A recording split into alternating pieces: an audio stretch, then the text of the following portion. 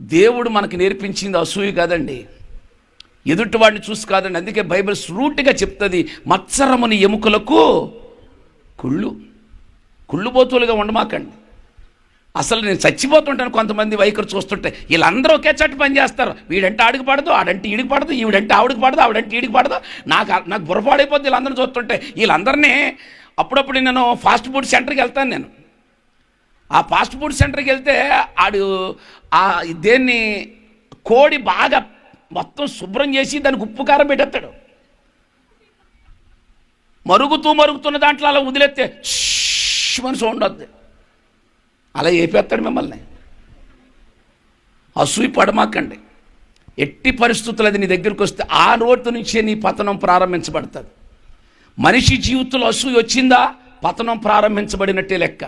ఒకవేళ ఇలా అంటాను, మన మీద పడి ఏడ్చేవాళ్ళు ఉన్నంతసేపు ఫిలిష్తీయులట అసూయ చేత మన్ను పోసి అబ్రహాము తవ్విన బావులన్నీ మూసేస్తూ కూర్చునేవారట. మూసేస్తుంటే పాపం ఇస్సాకు తవ్వుతూ కూర్చున్నాడట. వింటున్నారా? ఇస్సాకు తవ్వుతూ కూర్చున్నాడట.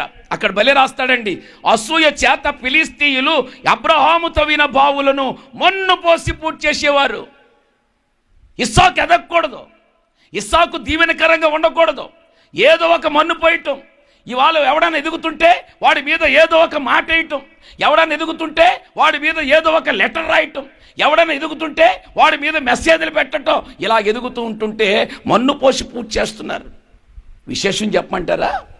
ఎవడెన్ని మన్ను పోసి పూడ్చినా ప్రతి బావిని తవ్వేస్తున్నాడు మనోడు. ప్రతి బావిని తవ్వేస్తుంటే దేవుడు తవ్విన వెంటనే నీళ్ళు ఇచ్చేస్తున్నాడు. ఆ నీళ్ళు ఇచ్చిన వెంటనే మళ్ళీ వచ్చేస్తున్నారు వీళ్ళు. ఈ బావి నాది, ఆ నీళ్లు నావంటున్నారు. అప్పుడు ఇస్సాకు ఏం చేశాడు తెలుసా? ఒరే, మీ నీళ్ళు అయితే మీ వదిలేసుకోండి, దీనికి సిత్న గొడవలని పెట్టేశాడు, మీ గొడవలు మీ దగ్గరే ఉంచేసుకోండి. ఇంకో బావిని తవ్వాడు, మళ్ళా దాంట్లో నీళ్ళు పడ్డాయి, మళ్ళీ వచ్చేసారు వీళ్ళు. వాళ్ళు మూసిన దాన్నే. దానికి జగడం అని పేరు పెట్టాడు, మీరే ఉంచేసుకోండి అని జగడాలు వాడికి ఇచ్చేసాడు.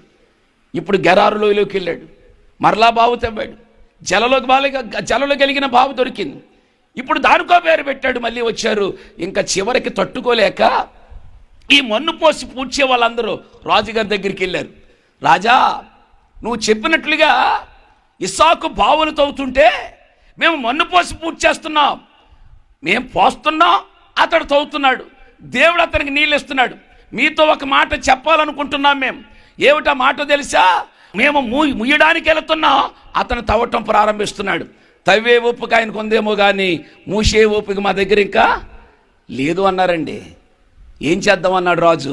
ఇంకేం చేస్తాం, మనం ముయ్యలేం కాబట్టి తవ్వేవాడు కాళ్ళు అట్టుకుందాం అనుకున్నారు.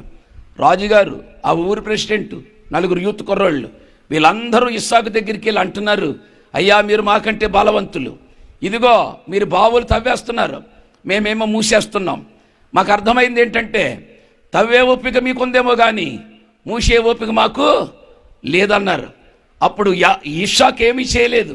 చక్కగా వాళ్ళు పిలిచి భోజనం పెట్టి ఆ రాత్రంతా ఉండి ప్రమాణం చేయించుకున్నారు వాళ్ళు, ఇంకా మా జోలికి రావద్దని.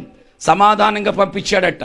మీకు కొంచెం మంచి మాట చెప్తాను, నీ సరిహద్దుల్లో సమాధానం కలగ చేయువాడు ఆయనే. ఈ సంవత్సరం ఆ గొప్ప కార్యం నీ కుటుంబంలో జరుగునుగాక. రెండు చేతులు పైకెత్తి కొట్టండి చప్పట్లో.